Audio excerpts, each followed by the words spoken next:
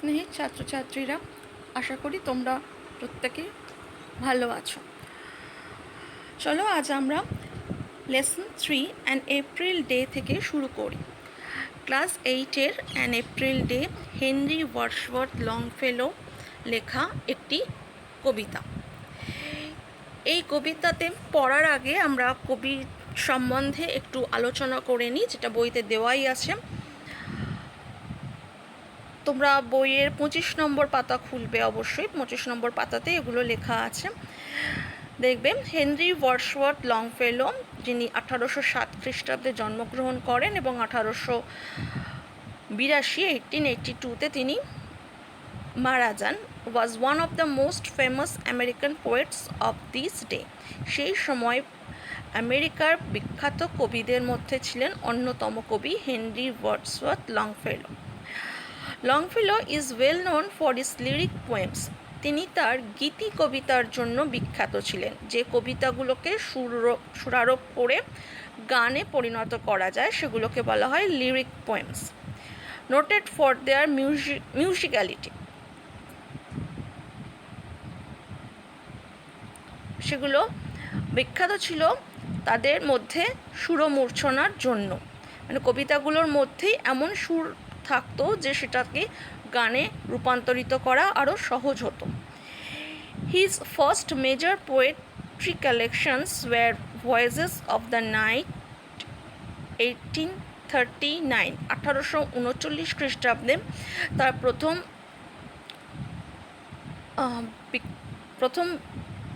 প্রধান কবিতার সংকলন বের হয়, যেটার নাম ছিল ভয়েসেস অফ দ্য নাইট, সেটা 1939 সালে হয়েছিল। আর ব্যালাডস অ্যান্ড আদার পোয়েমস, সেটা 1841 সালে প্রকাশিত হয়েছিল। The present text is a part of Longfellow's poem of the same name. আর বর্তমান যে কবিতাটা আমরা পড়তে চলেছি সেই কবিতাটিও একই নামে কবি লিখেছিলেন, তার কিছুটা অংশ এই কবিতায় মাধ্যমে আমরা জানব। তার আগে, কবিতাটা পড়ার আগে আমাদের একটু আলোচনা করে নেওয়া ভালো যে অ্যান এপ্রিল ডে, এই অ্যান এপ্রিল ডে কথাটার মাধ্যমে আমরা কি বুঝতে পারছি না, একটা এপ্রিল মাসের দিন। তো একটা এপ্রিল মাসের দিনের এত বিখ্যাত হওয়ার বা এত কিছু আলোচনা করার কি আছে? এপ্রিল মাসটাকে বলা হয় বসন্তকালের মাস। তো বসন্তকালের সৌন্দর্য, তার মানে এর মধ্যে আমরা কিছুটা হলেও বর্ণনা পাবো। সেই সঙ্গে সঙ্গে বসন্তকাল কখন আসে না, শীতকালের অবসান ঘটিয়ে বসন্তকাল আসে।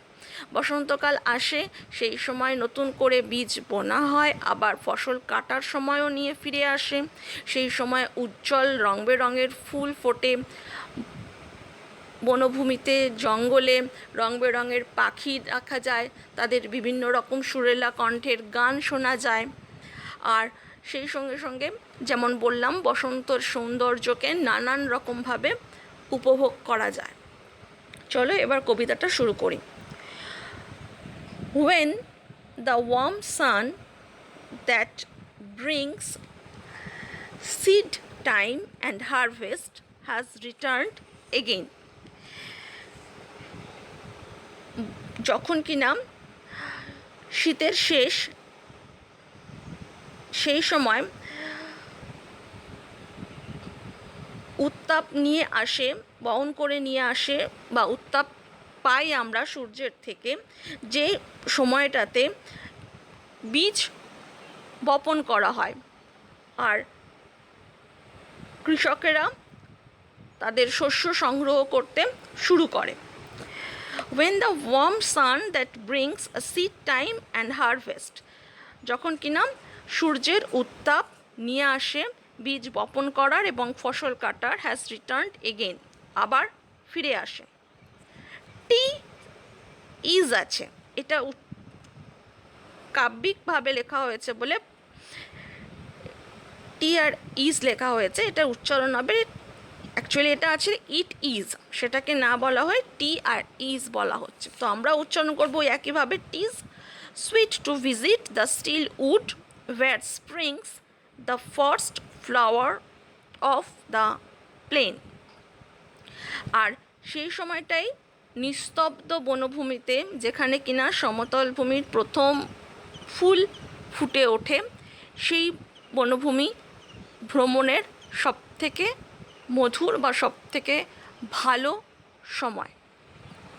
এখানে আর একটা জিনিস তোমরা লক্ষ্য করো, কবিতার একটা স্ট্যাঞ্জার মধ্যে প্রথম লাইনের সঙ্গে মিল পাওয়া যাচ্ছে তৃতীয় লাইনটার, যেমন ব্রিংস স্প্রিংস এগেইন প্লেন, এটা হচ্ছে ছন্দ।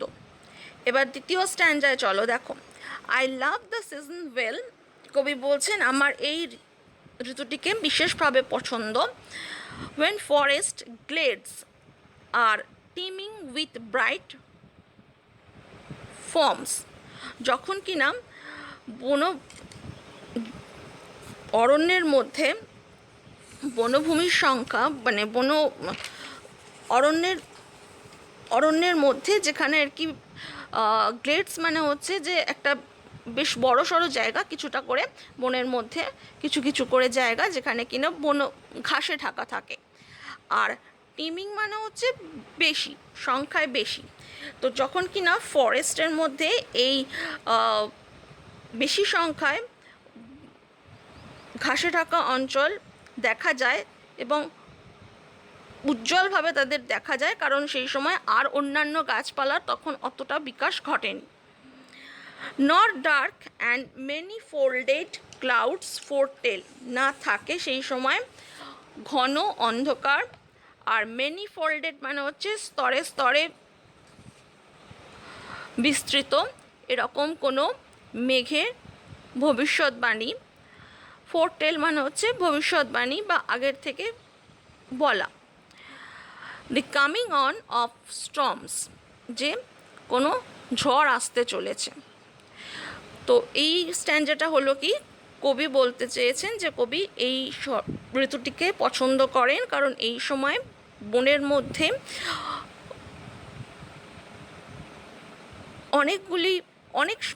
অনেক সংখ্যায় ফাঁকা জায়গা দেখতে পাওয়া যায়, আর সেই সময় না থাকে কোনো রকম কালো স্তর বিশিষ্ট কোনো মেঘের ভবিষ্যৎবাণী বা আশঙ্কা প্রদানকারী কোনো বার্তা ঝড়ের। এরপরে স্ট্যান্ডার্ড দেখো, ফ্রম দ্য আর্থস লুজেন্ট মোল্ড, পৃথিবীর মাটি থেকে। লুজেন্ট মোল্ড মানে হচ্ছে ঝুরঝুরে মাটি বলতে পারো, কিন্তু এখানে আমরা বলছি যে পৃথিবীর মাটি থেকেই। The sapling draws it's sustains and থ্রাইভস, saplings মানে হচ্ছে একটি চারা গাছ। একটি চারা গাছ সে মাটি থেকে তার বেঁচে থাকার, সাস্টেন্স মানে হচ্ছে তার বেঁচে থাকার জন্য যে রসদ দরকার, সেই রসদ মানে পুষ্টিটা টেনে নিতে পারছে, শোষণ করে নিচ্ছে। অ্যান্ড থ্রাইভস, আর সেই সঙ্গে সঙ্গে কী হচ্ছে না, তার সমৃদ্ধি হচ্ছে, সে আরও বৃদ্ধি পাচ্ছে। দো stricken to the heart with winters cold, যদিও শীতের রুক্ষ আবহাওয়ার জন্য ঘোরতরভাবে প্রভাবিত হয়েছে গাছগুলি, সেই গাছগুলিও দ্য ড্রুপিং ট্রি রিভাইভস, ড্রুপিং মানে হচ্ছে নুয়ে পড়া, সেই সমস্ত নুয়ে পড়া গাছগুলো তখন আবার পুনরুজ্জীবন লাভ করে। পরের স্ট্যান্ডা দেখো, the softly warbled song comes from the pleasant woods and colored wings glance quick in the bright sun and moves along the forest opening. Softly warbled song, warble মানে হচ্ছে যেটা দ্রুত বদলে যায়, এরকম দ্রুত বদলে যাওয়া মানে বিভিন্ন সুরে পাখির গান তখন ভেসে আসতে থাকে। Comes from the pleasant Woods, সেই সময় কিন্তু বনভূমিটা থাকে খুব সুন্দর, সেই সুন্দর বনভূমির মধ্যে থেকেই বিভিন্ন সুরের আওয়াজ ভেসে আসতে থাকে, আর সেই সঙ্গে সঙ্গে থাকে কালার্ড উইংস, আর বিভিন্ন রং বেরঙের পাখির ডানার ঝলক, এক ঝলক যেন আমরা দেখতে পাই।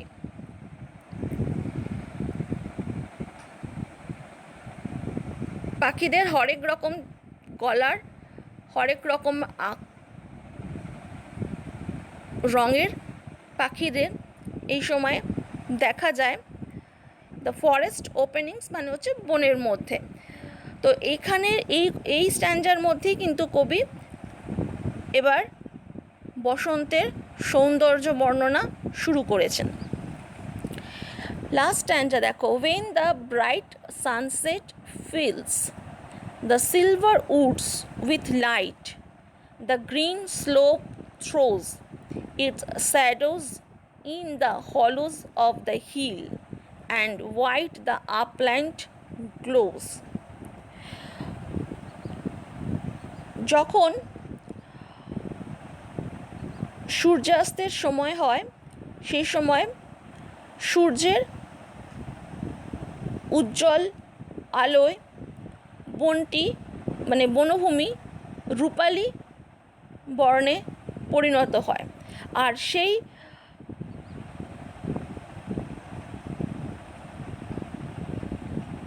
সেই গাছের ছায়া পাহাড়ের গহ্বরে এসে পড়ে এবং সেই পরিবেশটাকেও আরও মনোমুগ্ধকর, আরও সুন্দর করে তোলে। আপল্যান্ড মানে হলো উচ্চভূমি। when the bright sunset fills the silver woods with light, যখন কিনা সূর্যাস্ত বা অস্তগামী সূর্যের আলো বনভূমিকে রূপলি আলোয় আলোকিত করে তোলে। দ্য গ্রিন স্লোপ থ্রোজ, সেই সময় সবুজ পাহাড়ের ধাপে যে ছায়া পড়ে, সেই ছায়া পড়ে না, সেই ধাপগুলোরই ছায়া এসে পড়ে। Its shadows in the hollows of the hill, পাহাড়ের খাদের মধ্যে গহ্বরের মতন তার ছায়া এসে পড়ে।